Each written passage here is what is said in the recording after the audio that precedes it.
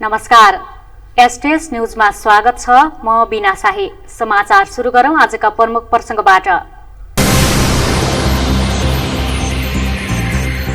सत्तारूढ Nepal communist party फुर्दा Sudurpashchim प्रदेश सभाको समीकरण बदलिँदै नेकपा अध्यक्ष समेत रहेका प्रधानमन्त्री ओलीको पक्ष कमजोर।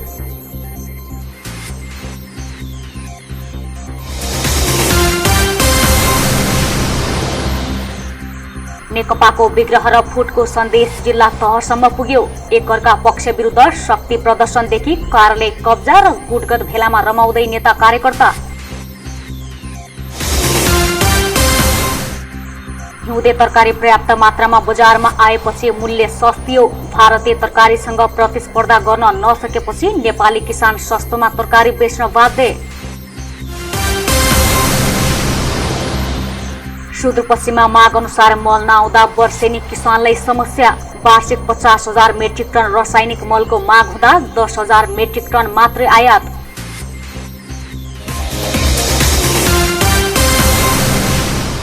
अब समाचार विस्तारमा। सेती प्रादेशिक अस्पतालमा गरिएको परीक्षणमा थप 74 जनामा कोरोना भाइरसको संक्रमण पुष्टि भएको छ।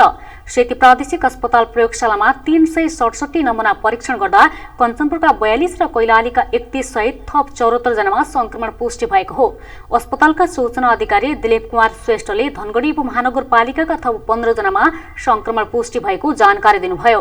कैलालीकै लम्कीचुहा नगरपालिका र कैलाली गाउँपालिकाका 5-5 जना, गोदावरी नगरपालिकाका 3 जना, टिकापुर नगरपालिका, गौरीगंगा नगरपालिका र मोहन्याल गाउँपालिकाका 1-1 जनामा समेत भाइरसको संक्रमण देखिएको छ। कञ्चनपुरको भीमदत्त नगरपालिकाका 27 जना, बेतकोट नगरपालिकाका 14 जना, पुनर्वास नगरपालिकाका 1 जना र बाजुराको बुढीनन्दा नगरपालिकाका 1 जनामा पनि संक्रमण पुष्टि भएको सूचना अधिकारी श्रेष्ठले जानकारी दिनुभयो।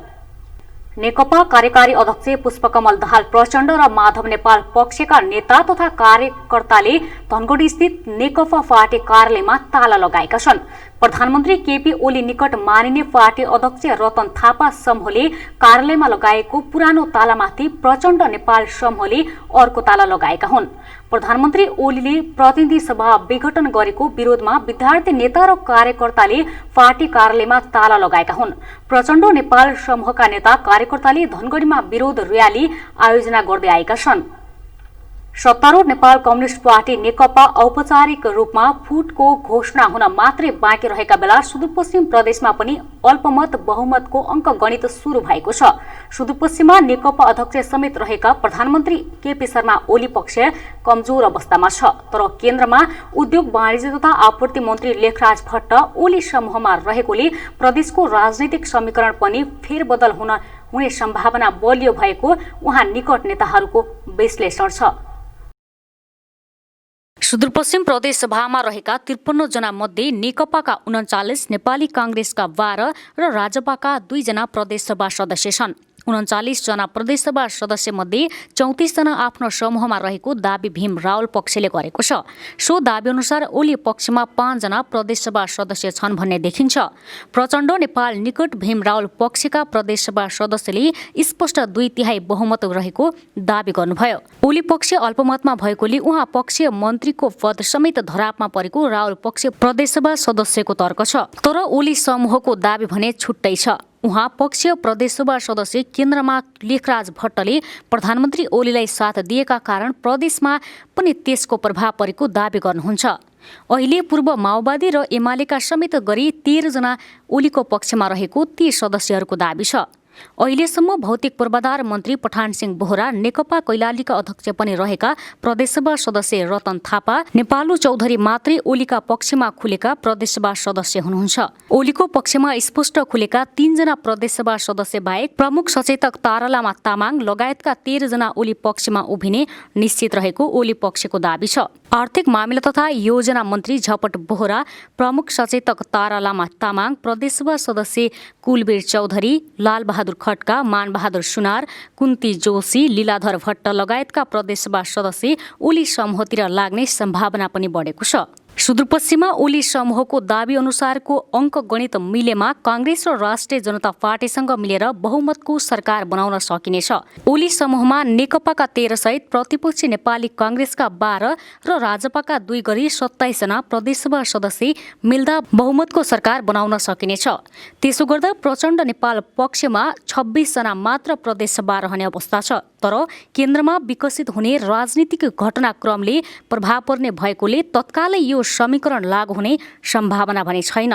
ओली पक्षको दाबी अनुसार सुदूरपश्चिममा नयाँ प्रदेश सरकार गठन भएमा मुख्यमन्त्री को हुने भन्ने चर्चा सुरु भएको छ। ओली पक्षबाट आर्थिक मामिला तथा योजना मन्त्री झपट बोहरा र भौतिक पूर्वाधार विकास मन्त्री पठान सिंह बोहरा बीच मुख्यमन्त्रीमा प्रतिस्पर्धा हुन सक्ने अनुमान गरिएको छ।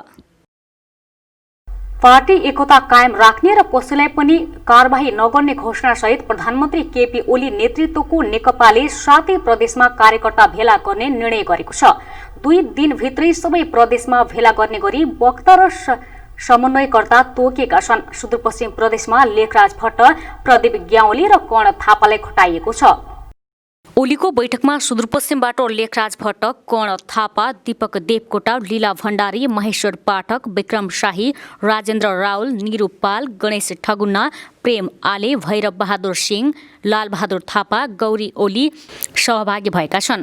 प्रचण्ड नेपाल समूहमा भने भीम राउल, वीणा मगर, त्रिलोचन भट्ट, प्रकाश शाह, झपट राउल, लालबहादुर बेकर, रामकुमार ग्याउली, मेघबहादुर चौधरी, रूपा चौधरी, गरिमा शाह, विजय सुन्दर कुँवर, खगराज भट्ट, नेप बहादुर चौधरी, वीरमान चौधरी सहभागी छन्। नेपाल कम्युनिस्ट पार्टीका अध्यक्ष केपी शर्मा ओलीले 556 जना केन्द्रीय सदस्य थप्नु भएको छ, जसमध्ये कैलालीबाट रुक्मणी देवकोटा, यज्ञराज बास्तोला, सन्तोष शर्मा, जीवन्ती पौडेल, गोमा आचार्य, कमला शाही परेका छन्। कञ्चनपुरबाट नरबहादुर धामी, कृपाराम राणा, इन्दु कटरिया वैष्ट र रामचन्द्र नेपाल थपिएका छन्। ओली पक्षधर केन्द्रीय कमिटी बैठकले पार्टीको प्रवक्ताबाट नारायणकाजी श्रेष्ठलाई हटाएर प्रदीप ग्याउलीलाई जिम्मेवारी दिएको छ। कैलालीमा सुदूरपश्चिमकै ठूलो 5 तारे होटल सञ्चालनमा आउने भएको छ। होटल 5 वर्षभित्र सञ्चालनमा आउने तयारी थालिएको छ। होटल निर्माणका लागि झण्डै 7 अर्ब लगानी गरिने भएको छ। सुदूरपश्चिममा सुविधा सम्पन्न होटल डिबुटी बिक्री गरेका पर्यटन व्यवसायी कृष्ण बहादुर महराको नेतृत्वमा कैलालीमा 5 तारे होटल निर्माण हुने भएको छ।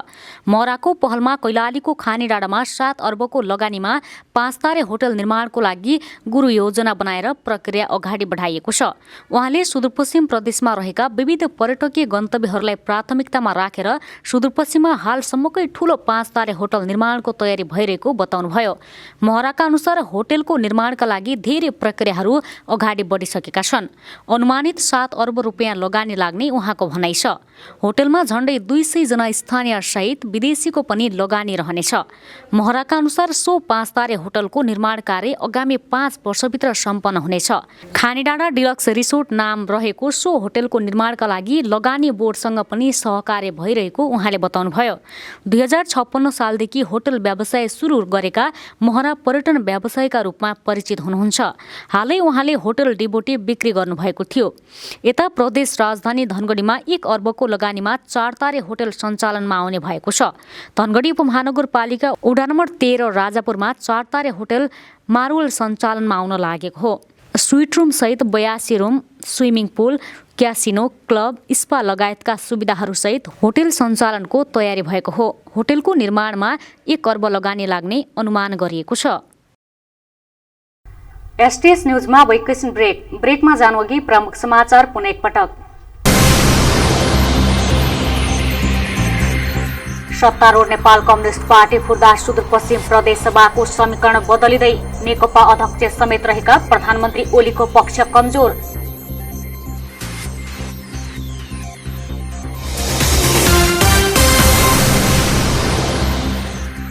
नेकपाको विग्रह र फुटको सन्देश जिल्ला तहसम्म पुग्यो। एकअर्का पक्ष विरुद्ध शक्ति प्रदर्शनदेखि कार्यालय कब्जा र गुटगत भेलामा रमाउँदै नेता कार्यकर्ता। हिउँदे तरकारी पर्याप्त मात्रामा बजारमा आएपछि मूल्य सस्तियो। भारतीय तरकारीसँग प्रतिस्पर्धा गर्न नसकेपछि नेपाली किसान सस्तोमा तरकारी बेच्न बाध्य।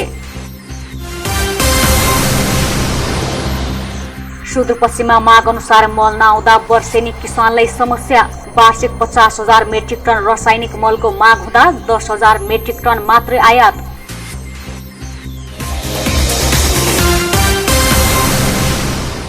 ब्रेकपछि एसटीएस न्यूजमा स्वागत छ। अब बाँकी समाचार। हिउँदे तरकारी बजारमा आएपछि केही समय यता तरकारीको मूल्य घटेको छ। बर्सातमा उत्पादन बढ्दा र कोरोना कहर बढेका बेला तरकारीको मूल्य आकाशिएको थियो। विदेशीका युवा फर्केर आफ्नै करेसा बारीमा मेहनत गरेर तरकारी फलाउन थालेपछि तरकारीको उत्पादन समेत बढेको छ। बजारमा हिउँदे उत्पादन भित्रिएपछि गत सातादेखि तरकारीको मूल्य घटेको छ। स्थानीय स्तरमा नै उत्पादनमा वृद्धि भएपछि बजारमा सस्तो मूल्यमा तरकारी उपलब्ध भएको छ। तर भारतबाट आयात बढी हुँदा स्थानीय किसानको तरकारीले बजारमा स्थान पाउन सकेको छैन। तरकारी गुणस्तरीय नभए पनि भारतबाट आएको सस्तो हुने गरेको छ। स्थानीय किसानले उत्पादन गरेको तरकारीले बजार नपाउँदा कुहिएर खेर जाने अवस्था आएको किसानको भनाइ छ। नेपालमा मौसमी तरकारी बढी उत्पादन हुने भएकाले बेमौसमको समयमा भारतबाटै ल्याउनु पर्ने स्थानीय व्यापारी कपिल शर्माले बताउनुभयो। कोरोना सुरुभन्दा अगाडि तरकारी महँगो थियो। जबदेखि कोरोना सुरु भयो त तरकारी सस्तो भयो। अहिले पनि सस्तै छ। किसानहरू धेरै मर्कामा परे कोरोनाको बिचमा। 5 रुपियाँ किलो बोडी कसैले खाइदिएन तिनीहरूको। भारतबाट तरकारी आयात गर्दा 3-4 दिनपछि पुग्ने र भन्सारमा भण्डारणको अभाव भएकाले भिटामिन नष्ट भएपछि मात्र तरकारी बजारमा पुग्ने गर्दछ। त्यस्तो तरकारी बजारमा आउँदासम्म सस्तो मूल्यमा बेच्नुपर्ने हुन्छ। भारतबाट आएको तरकारी गुणस्तरीय नहुने व्यापारीहरूले बताएका छन्। कोरोना महामारीको समयमा भन्दा अहिले तरकारीको मूल्यमा कमी आएको तरकारी व्यापारी चन्द्र चौधरीले बताउनुभयो। लोकल उत्पादन हुनाले अहिले भनौँ तरकारी अहिले सिजनको अनुसारले यहीँकोले पुग्छ। अनि यस सिजनमा चाहिँ इन्डियाबाट आउँछ। अनि आलु प्याजको यहाँ चाहिँ डिमान्ड हुनाले अहिले चाहिँ जो इन्डियाले बेन्ड गरेछ नि त्यो अहिले अवैध नाकाबाट आइरहेछ होइन। त्यो कारणले चाहिँ प्याजमा अलिकति वृद्धि चाहिँ बढेको छ। अब सहज बनाउनलाई नेपाल सरकारले बनाइदिनु पर्यो। जो बोर्डरबाट आउनु पर्यो।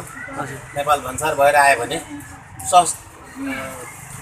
उपज के अरे हाम्रो ग्राहकहरूमा सहज हुने थियो। यो अहिले सहज हुन् प्याजको अहिले जो व्यवस्था अहिले बिग्रेछ नि त्यो चाहिँ अवैध रूपमा आइरहेको छ। तरकारीको मूल्यमा गिरावट आए पनि भारतबाट आएको तरकारी स्वस्थ नहुँदा सबैले यसतर्फ ध्यान दिन जरुरी छ। सुदूरपश्चिम प्रदेशमा आवश्यकता अनुसार मल नआउँदा वर्षेनी किसानहरूलाई समस्या हुने गरेको छ। प्रदेशका लागि करिब 50,000 मेट्रिक टन आवश्यक भए पनि 10,000 मेट्रिक टन मल मात्रै आउने गरेको छ।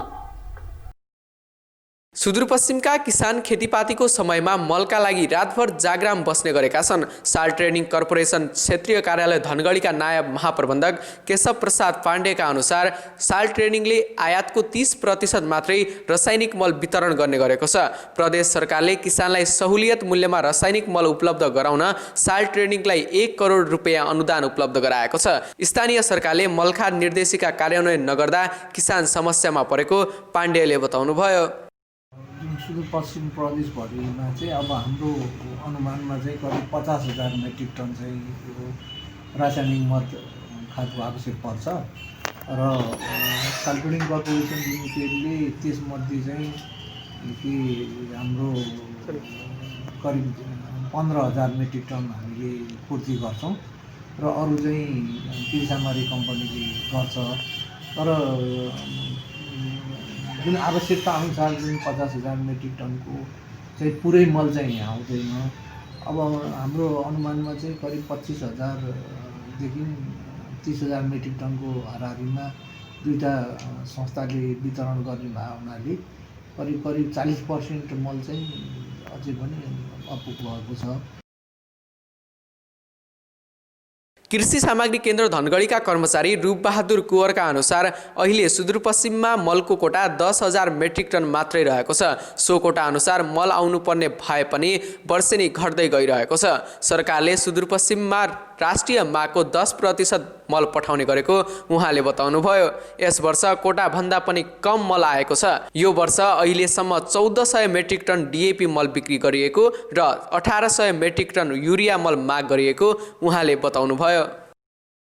हाम्रो यो चाहिँ सुदूरपश्चिमको लागि चाहिँ वर्षभरिमा चाहिँ 30,000 मेट्रिक टन चाहिँ युरियाको आवश्यक पर्छ, 20,000 डिएपीको र 1,000 चाहिँ पोटासको आवश्यकता पर्छ। र अहिले चाहिँ हामीले चाहिँ यो मक्सिर महिनाको अवधिमा चाहिँ हामीले करिब 1,500 मेट्रिक टन चाहिँ युरिया चाहिँ बिक्री वितरण गरिसकेका छौँ सहकारी मार्फत चाहिँ। र अहिले चाहिँ 1-2 दिन भयो फाटाफुट्टा चाहिँ मल आइरहेको छ यो विभिन्न समस्याले गर्दा। र हाम्रो मल आउने क्रम चाहिँ युरिया चाहिँ जारी नै छ। र आएको मल चाहिँ हामीले चाहिँ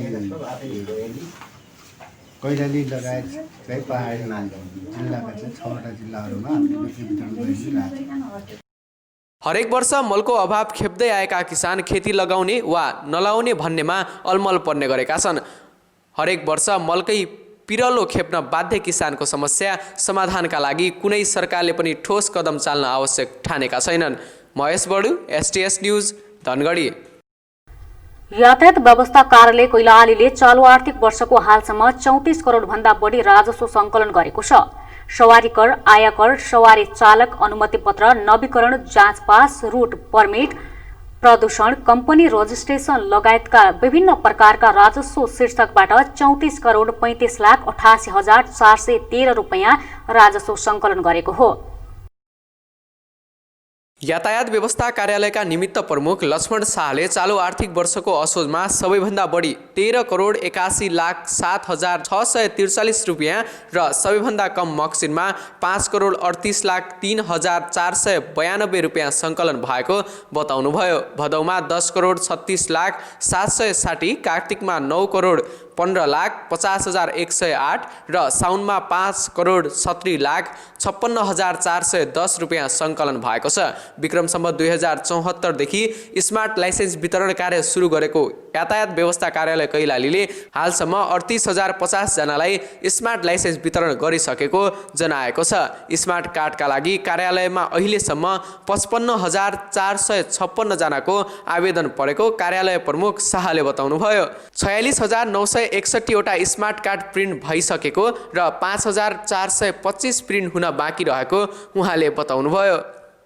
8,911 स्मार्ट कार्ड कार्यालयमा आए पनि वितरण गर्न बाँकी छ। कार्यालयमा हालसम्म विभिन्न किसिमका निजी, भाडाका, सरकारी, संस्थागत लगायतका सवारी साधन गरी 1,24,700 bus, truck, tipper, JCB, car, delivery van, tractor, power tiller, scooty, motorcycle, e rickshaw दर्ता भएका छन्।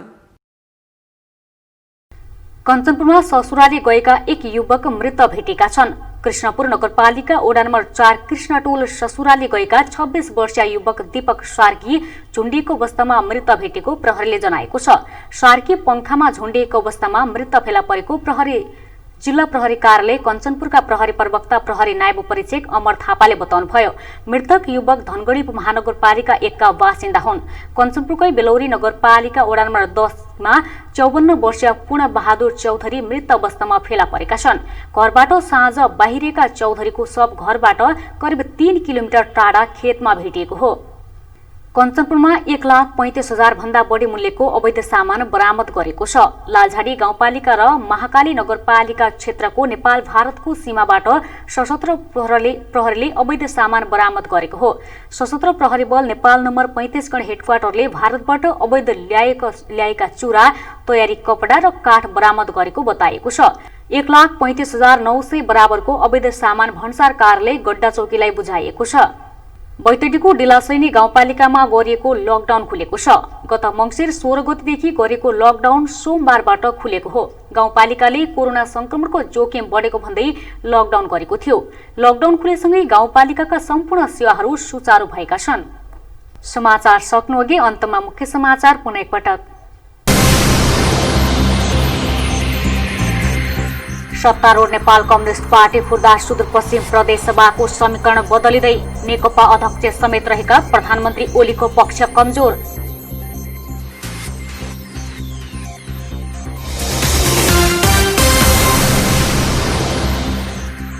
नेकपाको विग्रह र फुटको सन्देश जिल्ला तहसम्म पुग्यो। एकअर्का पक्ष विरुद्ध शक्ति प्रदर्शनदेखि कार्यालय कब्जा र गुटगत भेलामा रमाउँदै नेता कार्यकर्ता। हिउँदे तरकारी पर्याप्त मात्रामा बजारमा आएपछि मूल्य सस्तियो। भारतीय तरकारीसँग प्रतिस्पर्धा गर्न नसकेपछि नेपाली किसान सस्तोमा तरकारी बेच्न बाध्य। सुदूरपश्चिममा माग अनुसार मल नआउँदा वर्षेनी किसानलाई समस्या। वार्षिक 50,000 मेट्रिक टन रासायनिक मलको माग हुँदा 10,000 मेट्रिक टन मात्रै आयात।